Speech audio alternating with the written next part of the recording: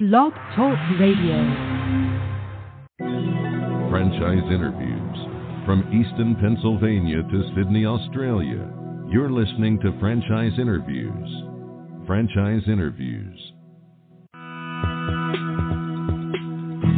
Welcome to Franchise Interviews, an up-close, behind-the-scenes look at franchising and entrepreneurship. Listen to interviews with franchisers, franchisees, franchise authors, franchise experts, and attorneys. And now, welcome your host, Marty McDermott, and Franchise Interviews.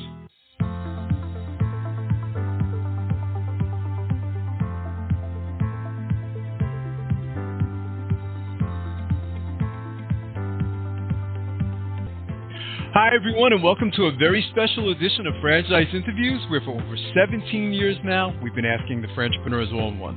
I'm your host, Marty McDermott. I'm the president of Franchise Interviews, and we have a great show. We're meeting with Rob Totten, the vice president of franchise development for Filta Environmental Kitchen Solutions, the leading provider of sustainable commercial kitchen services in the United States. And since its inception in 1996, Filta has positioned itself as the pioneering leader of active fryer management and environmental kitchen sustainability across the food and hospitality industries. And we're going to talk to Rob about that in just a moment on Franchise Interviews. So stick around because we have a great show. Franchise Interviews, an up-close, behind-the-scenes look at franchising and entrepreneurship. Through our website, franchiseinterviews.com, where you can hear and read interviews as well as get tips from some of the most successful sources in franchising. And our weekly franchise radio show, where each week you get to hear a new interview with franchisors, franchisees, franchise authors, experts, and attorneys. And don't forget to listen to our podcast, Great Quotes in Franchising. For more information, go to franchiseinterviews.com or call us at 610-905-2919. That's 610-905-2919. Franchise Interviews. From Easton, Pennsylvania to Sydney, Australia, you're listening to Franchise Interviews. Franchise Interviews. Hi, everyone, and welcome back to a very special edition of Franchise Interviews, where for over 17 years, we've been asking the Frantrepreneurs all-in-one. I'm your host, Marty McDermott. I'm the president of Franchise Interviews, and as we were saying earlier, we have a great show. We're meeting with Rob Totten, the vice president of franchise development for Filta Environmental Kitchen Solutions, the leading provider of sustainable commercial kitchen services in the United States. And let's go right into our interview with Rob Totten. One of the questions we like to ask in the beginning of the interview is, where am I calling you today, actually? I'm actually located in Florida. I live about 10 minutes away from Disney World. I don't know if your listeners have ever been to Disney World, but our headquarters are here in Orlando, Florida. Yeah. Oh, that's fantastic. What a great place to be located. So I imagine you're a frequent visitor to Disney World. I don't want to disclose my age, but I grew up here, so I grew up with Disney, and you kind of take it for granted, but then with kids, you learn to love it again. So yeah. Yeah, of course. Oh, that's fantastic. Well, what a great location. This was an interesting story, Rob. We've done this. This is like our 900th interview. And what stood out for me when I was researching Filta Environmental Kitchen Solutions was just interesting to me how the organization started. It sounds like if we talk about the history, maybe we can go back to that time where the idea was created, because it sounds like it started in the UK and it solved the problem, didn't it? Maybe we could talk about that. Absolutely. Love to. Yeah. So Jason Sayers is our founder, and he is from the UK, and a friend of his owned a pub, Fish and Chips. And the pub had an injury. One of the employees was handling the deep fryer and was burned. So the original concept was to meet the needs of the restaurant, the pub in this case, and improve the safety. So FiltaFry was our first service, and really the focus was improving processes in kitchens, making the process safer at first, but then through the investigation recognized that there's additional needs. Number one is cost of goods. Cooking oil is expensive, and through micro-filtration, and that's what makes us unique and sets us apart. But FiltaFry is a micro-filtration process that can extend the life of the oil. So really what it does is it reduces consumption, and we'll talk more about the environmental side. But essentially what it's doing is it's saving those customers money in cost of goods. So there's many other benefits, but that was the original inception, which is FiltaFry. There was a service for managing the deep fryers in pubs, but also hospitals, educational facilities, large stadiums. So really anyone that fries food, that's where the concept was applied. One of the things I've read, Rob, and you would know this better than I do, and I've worked a little bit like in some fast food restaurants like pizzerias and things like that. And one of the things that people dread the most is working with oil, isn't it, or cleaning around that section. I mean, it's dangerous, and it's not a favorite job for most people who work in a restaurant, is it? No, it's not. And you know, at the end of the day, restaurants have been in business for many years before Filta came about. And there are SOPs, basically traditions that have always been followed, and a lot of the pain points. And one is cost of goods, right? And through micro-filtration, we can extend the life of it. But as you mentioned, cleaning and managing the fryers is also a pain point. It's labor intensive. We already talked about the safety. But there's other risk involved, because when oil comes to the end of its life, typically what happens is that oil is stored on site in either a bin or a drum. And that also presents additional liabilities with safety. But if the oil ever leaks into the groundwater, it's a big environmental hazard. So we eliminate any need for on-site oil storage, and that's through an additional service called Filta Bio. And basically we collect the waste oil at time of service. So instead of storing it on site where it creates issues, problems, pest, odors, etc., we collect that waste oil. It's called yellow grease, but we collect that waste oil, store it, and then it's turned into biodiesel. So 100% of the oil that we collect is turned into biodiesel, biofuel, jet fuels, etc. I read somewhere, I don't know if this number is correct, but I circled it. So it mentioned something about Filta recently achieved an impressive milestone of recycling. Is it 1 billion pounds of cooking oil into biodiesel? Is that number accurate? That's a lot, isn't it?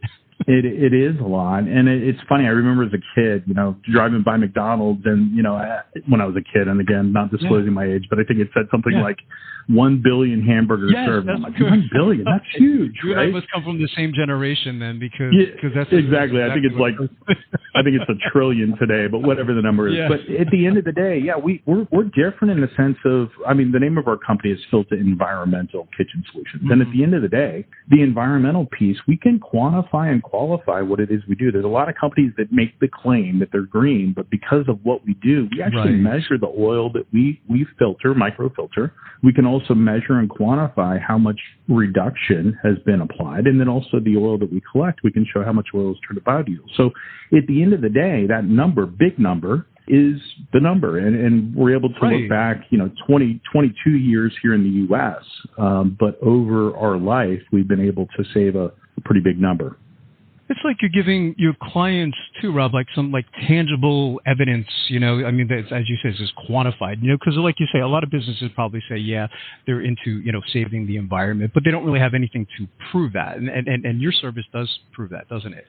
Exactly right. And I mean, look, at the end of the day, what we're able to provide to our customers, not just local customers, and local customers, we have environmental impact reports that can, again, show exactly the oil that we save, the oil that we collected. We also show packaging, plastic and cardboard that doesn't go into either the single stream waste or goes into the dumpster, right? So we can show those local reports, but more importantly, or just as important, I think, is with our national customers, and I'll use Compass, for instance. Compass is a rather large customer of ours. And those 1,200 plus locations that we service across the country, we're able to send environmental impact reports, data that shows exactly how many pounds of oil we saved, how many pounds of oil we collected. And those are the two primary data points. And really what Compass does, and our other national customers, they're able to use those numbers for their own ESG, corporate social responsibility. They can share those numbers to their own shareholders and stakeholders. So that's really what we are. While we do a lot of things for the local customer, we're also a technology company, right? We can send this data upstream to our customers, and they can share it with their stakeholders. So when we're talking about customers, Rob, I mean, we're pretty much talking about, anyone, right, who pretty much works with some type of oil, right? I mean, so you probably have small customers, you have medium-sized, and you also have big organizations as well. Maybe you could talk a little bit about that. I mean, who are the primary customers, or is it just basically anyone? Yeah, no, great question. I mean, our first service is FiltaFry and FiltaBio. They're kind of like peanut butter and jelly. They go together. They're complementary. Right. And really having a deep fryer is that qualifier. However, over time, we have additional services we offer with walk-in coolers, refrigerated environments. We have a service where we can treat the drains for fats, oils, greases, and sugars. We have another service that was really born out of COVID, which is FiltaClean. So we don't just clean and manage deep fryers, but we can do the flat top, the walls, the ceiling, the floor. We can do everything in the back of the house and, for that matter, the front of the house. So we offer additional services. Going back to your question, our ideal customer typically is still someone with a deep fryer. So when you think about a local restaurant with one fryer all the way up to a large stadium. When I started with Filta 12 years ago, we serviced about 70 sports venues, major league, minor league, collegiate, et cetera.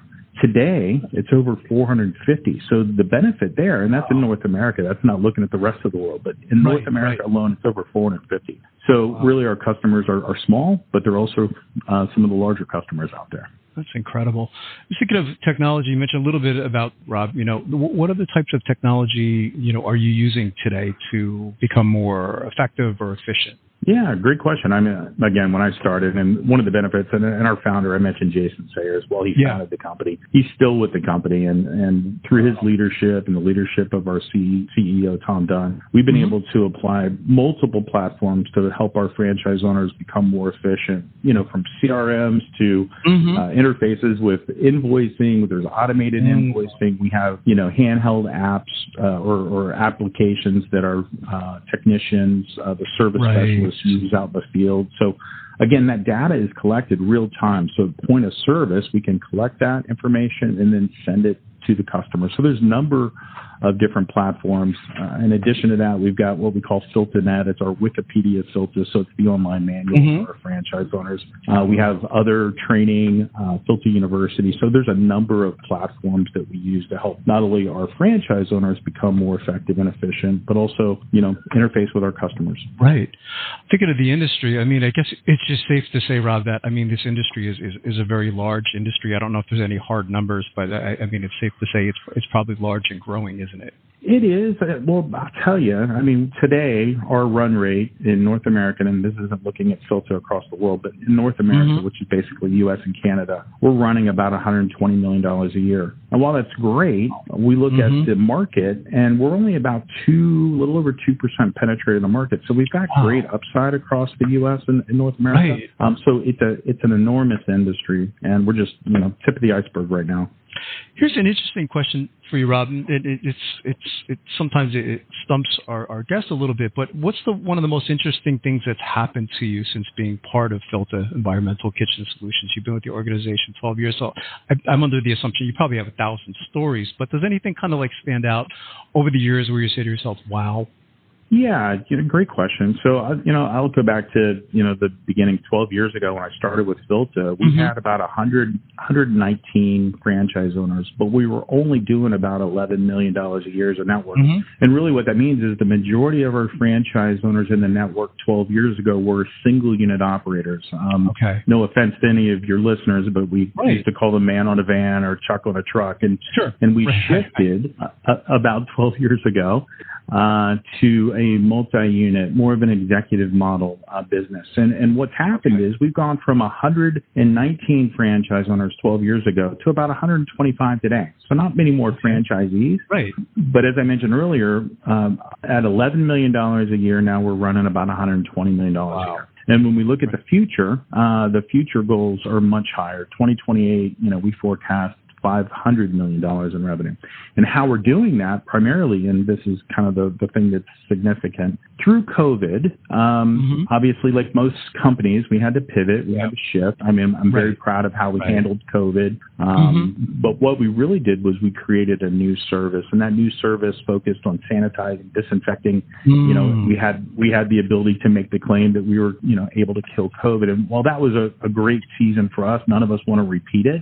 But from that, we were able to create the newest service, which is FiltaClean. So through sanitizing, disinfecting, really doing deep cleanings. Our customers, those relationships, those 8,500 plus customers that we serve each and every week, we have relationships with them, and they come to us because they want to consolidate their vendors. They need Filta to not only manage the fryers, but can you help me with the rest of the back of the house? So those are some of the things that I'm really proud of, seeing our franchise owners go from single unit operations to multi-million dollar operations. We've got $35+ million plus businesses today. When I started with the company, there was none. So I'm pretty proud of what we've done and the network that we have. Yeah, it's very impressive. I'm thinking too. There's obviously the repeat sale factor, Rob, right? I mean, there's, as you mentioned, customer relationship management. You know, I mean, it's nice. This isn't a one-time sale, is it? I mean, you have a relationship, as you say, with your customers. So there's the repeat sale factor. Yeah, and it is nice, and what's probably become obvious to you and your listeners, I'm not a slick, sexy salesperson. We're not a transactional, business. Right. And at the end of the day, when we earn our customers' business, it's more on a relational, consultative, educational approach. And that being said, and as you mentioned, we're a B2B business, and not only do we service our customers each and every week, but on average, it's twice a week. And because we've got a weekly, frequency of service of about twice a week, you only need about 20 customers to fill out a van or a single route. So that's the beauty of our business. Wow. What do you look for, Rob, in your franchisees? I mean, what's most important to you? I mean, are there any types of characteristics or traits that you look for before you kind of take on a new franchisee? So one of the misnomers, or, a lot of people think, you got to have restaurant experience to be successful. Right. Well, the actual fact is about 95% of our franchise owners did not have past restaurant experience. Wow. So what we look for in their qualities, and they come from all different walks of life. There's not a specific background necessarily, but what we do look for is people that are well capitalized. And I don't mean money. Money is actually the easy thing. What I mean is really the human capital. Do you have the ability to work with people? Do you have the desire to help other people? Do you have the discipline to follow a process? And as long as you have those things, you'll be successful with Filta, or you've got a much higher chance of being successful with Filta. So human capital is really what we're looking for. Yeah, I think that's great. What's the training like, Rob? I mean, once you decide that, you like them, they like you, and they do want to come on board as a franchisee, I mean, how and where does the training take place? Maybe you could talk a little bit about that. Yeah, sure. Well, again, because we're a bit more of a mature brand, and we do have greenfield available, that process, and I like to call it a courtship, because it takes time for us to get to know the prospect, but for them to get to know us, to understand their goals and objectives, put a business plan together, and ultimately make a mutual decision to move forward. Once we've made that decision, really the training starts then, and the training starts with online training. That's Filta University. So our franchise owners can use the exact same platform that they'll then use to train their employees in the future. So online training, that's followed by classroom, and classroom is really the theory. We just had a week-long classroom here in Orlando, Florida. So we've trained new franchise owners this past week. That's followed by a week of the practical, which is the field training. So there's 2 weeks of training. And along that way, there's a coach that works with our franchise owner to help with things like site selection and making sure their equipment, their van is set up properly. So when we get to that point of launch, the training is going beyond that. We've got a 2-week startup where we've got a coach that's with them in market, in field, and then there's weekly and quarterly and continual coaching calls. So the training is ongoing. Doesn't sound like it's, and not to oversimplify, Rob, but because I had a little bit of a background in sales, but this doesn't sound like it's a hard sale, is it? You were mentioning, you're not a hard salesperson. Maybe you could talk a little bit about it. It seems like a pretty simplistic approach, to the client, and saying here are all the benefits. Maybe you could talk a little bit about that. Yeah. So again, one of the things that resonated with me and resonates with most of our franchise owners is the way we sell. It doesn't feel like you're selling at all, because it's a consultative educational approach. We've got the benefit, number one, of having national relationships, so those doors open easier. But assuming that someone has never heard of Filta, and it still happens. The first thing we do is we go in and we lead with, some of the benefits we offer other customers in that market. And the whole approach is essentially a consultative, educational. We offer a site evaluation, which is essentially, hey, I don't know if it's right for you, but my name's Rob. I'm a local owner. I'd like to come out, introduce myself. And with your permission, I promise I'm not going to sell you anything or touch anything. We just like to take a look and see what your current practices are. And with your permission, we'll share with you what we found, potentially show you what it is we do. And really what that does is it lowers the pressure to not only the franchise owner or the business developer in the market, but what it also does is it takes away the pressure from the prospective customer, right? Because people sometimes don't like to be sold. Sure. And it's if we can't help them, it's okay for them to say no. At the end of the day, I know in my heart that we're going to be able to help them, and it's an assumptive sale at that point. Yeah. You've been involved in franchising for quite some time now, Rob. So when I have someone on the show like yourself, I have to ask you, because there's so much out there today in franchising. I've recently read that there are up to something like 4,000 different systems or choices in the United States alone. So, from everything you've learned up to this point, what advice would you give to our listeners then in their quest to buy a franchise? Because there is so much information out there today. Yeah, great question. One of the things that I would say is, and I share this with every prospect that I talk to, which is hopefully, we develop rapport and trust. And while the prospect trusts me, I always recommend that they look to the FDD, because the FDD has some things that I can't say. Everyone asks me, how much money can I make? What is my net margin? And we have an earnings claim that specifies that. But more importantly, in the FDD, there's a list of all of the franchise owners in our network. And my recommendation is speak to other franchise owners, because they can share insights that maybe I can share, but you may not trust me like you would trust a franchise owner who's walked in your shoes. So I would recommend to any of your listeners, in the FDD, you've got a list of the franchisees. I strongly recommend that they validate with at least 3. I would also say that if the brand that they're looking at has a brand advisory council like ours, brand advisory councils, there are elected representatives within the network. And my recommendation is talk to that BAC or FAC or whatever it might be called with that brand. Because our BAC, while there are challenges and concerns that come up, our BAC does a very good job of bringing those challenges and concerns, problems, with proposed solutions. And I look back at the 12 years I've been with Filta.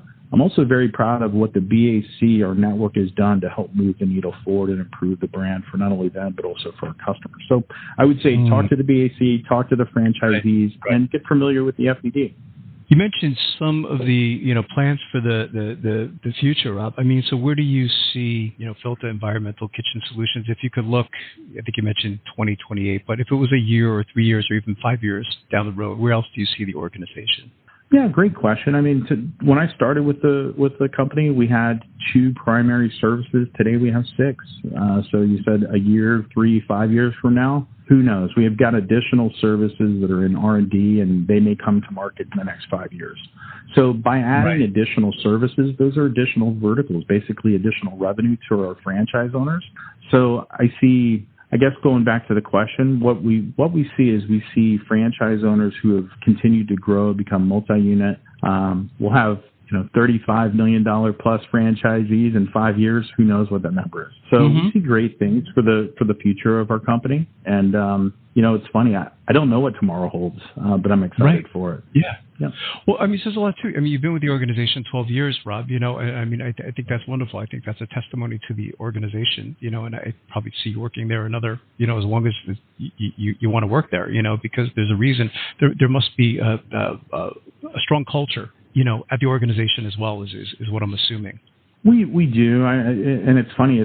We've got a motto, right, which is do the right thing, and kind of laughable at times because people, it depends on your perspective. But we do the right thing, and I can, again, I've got the benefit of hindsight. I can look back at the different times, COVID, how we were able to help our franchise owners not only survive but also pivot and thrive through that season. So we have a culture, and I'm very thankful for the culture we do have. It starts with and I believe it starts with our support center. 100% of the units are franchised within our organization, so we are not distracted by corporate-owned entities, right? Focusing on those those corporate locations, we focus all of our support, truly support, on those franchise owners and the success of their businesses. What's the best way, Rob, for our listeners to get more information on Filta Environmental Kitchen Solutions? Of course, as the franchise opportunity, but maybe even like the service itself. Are there any websites you can kind of like point our listeners to? Yeah, absolutely. And, we're on multiple social channels, so you can find us on whatever your favorite channel is. But I would say the website's Filta.com. That's FILTA.com. That'll take them to the consumer side. So if you've got a restaurant potentially listening and they're interested in the service and not certain if we can help them, I would go to Filta.com, FILTA.com. If you've got a listener, or probably more than one, who are interested in maybe franchising or a business opportunity, I would recommend they go to FiltaFranchise.com. And they'll be able to send a request. They'll see my smiling face there, but my name is Rob Totten. Yeah, and as long as Filta will have me, I'll probably be the person they'll talk to. That's terrific. Well, I can't tell you how much I've enjoyed talking to you, Rob. I love this service. As I mentioned to you, I do so many of these interviews, and when I was reading about Filta as a franchise system, I said, wow. I said, I get it. This is really wonderful. So